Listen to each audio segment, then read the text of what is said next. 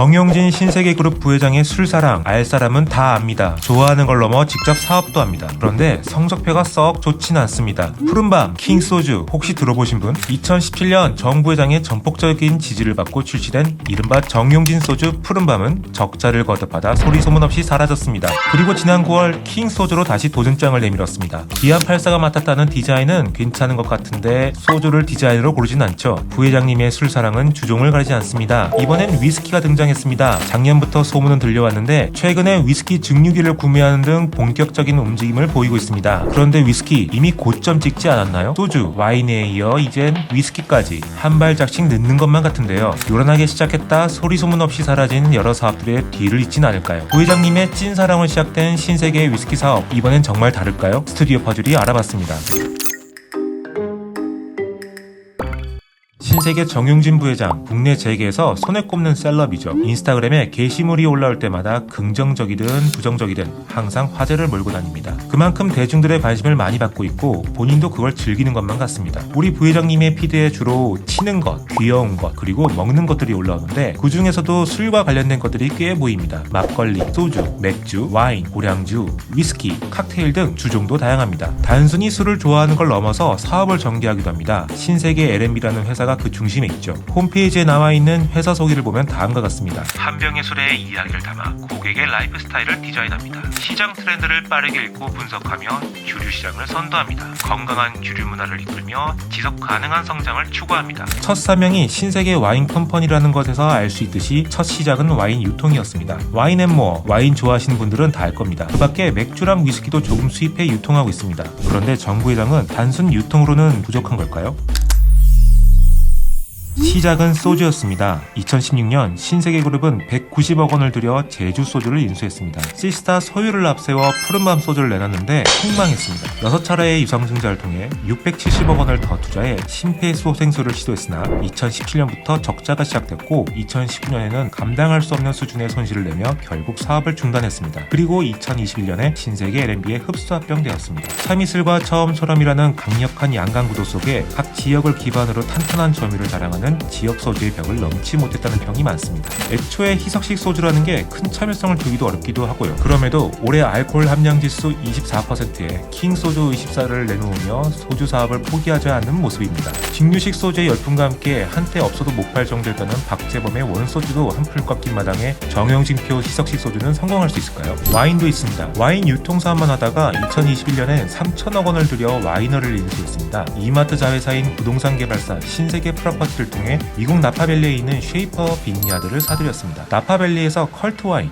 즉 고급 와인에 속한다는데 국내 대기업이 미국 현지 와이너를 인수한 건 이번이 처음입니다. 와인 전문가인 정용진 부회장이 특히나 인수 의지가 컸다고 알려졌습니다. 그런데 와인의 인기는 예전만 못합니다. 특히나 본고장이라고 할 수 있는 유럽에선 와인 소비가 크게 줄고 있습니다. BBC에 따르면 올해 들어 6월까지 와인 소비는 프랑스에서만 전년 대비 15%가 줄었고 독일을 비롯해 스페인, 이탈리아도 감소 규모가 상당합니다. 포르투갈의 경우 올해 6월까지 소비량이 전년 대비 34%나 줄었다고 하죠. 프랑스에선 아예 정부가 나서 남아도는 와인 재고떨이를 하고 있고 포도밭을 뒤엎어 올리브 같은 다른 작물로 전환하는 포도 재배 농가 구조조정도 이뤄지고 있다고 합니다. 그만큼 와인 가격이 폭락했다는 거죠. 유럽에서 와인 대신 수제 맥주의 인기가 치솟는 점을 원인으로 꼽습니다. 특히나 젊은 세대들은 와인을 꼰대들이 마시는 술이라고 한다고 합니다. 올해 프랑스 슈퍼마켓에선 맥주 판매량이 처음으로 와인을 앞지를 것이란 예상까지 나오고 있죠. 한국에선 와인이 대중화되긴 했습니다. 와인 특가 시즌이면 오픈런을 하기도 하고, 하지만 고급 와인으로까지 그 기사가 확장될까요?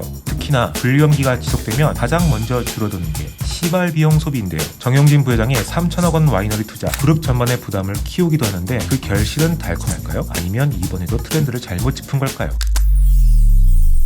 마지막으로 위스키입니다. 코로나 이후 위스키는 말 그대로 광풍이었죠. 특히나 이젠 찾아보기도 어렵다는 산토리의 고급 위스키 30년산 히비키의 공식 가격은 기존 16만엔 약 140만원에서 내년부터는 36만엔 약 315만원으로 훌쩍 올라가 버립니다. 한국의 위스키바 사장님들이 히비키 가격을 두고 코미디라고 부를 정도죠. 이마트에 따르면 올해 1월부터 10월까지 주류 매출을 분석한 결과 전체 주류 중 위스키가 차지하는 비중이 13%로 나타났습니다.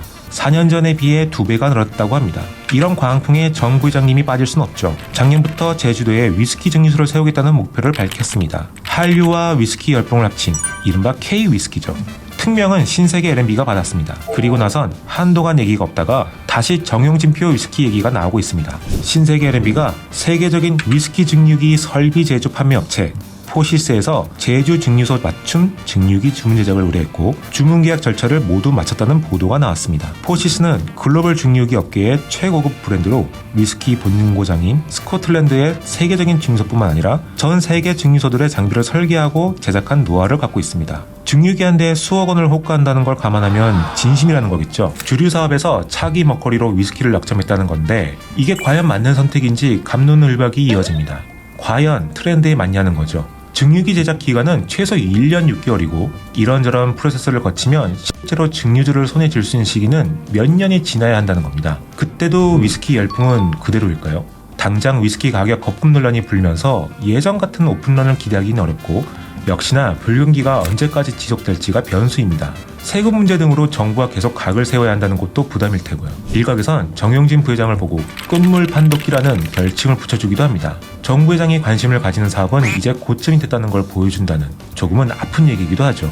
그리고 정 부회장의 계획대로 증류소 설립이 진행될지는 지켜봐야 합니다. 그 사이 신세계 L&B의 대표가 바뀌었거든요.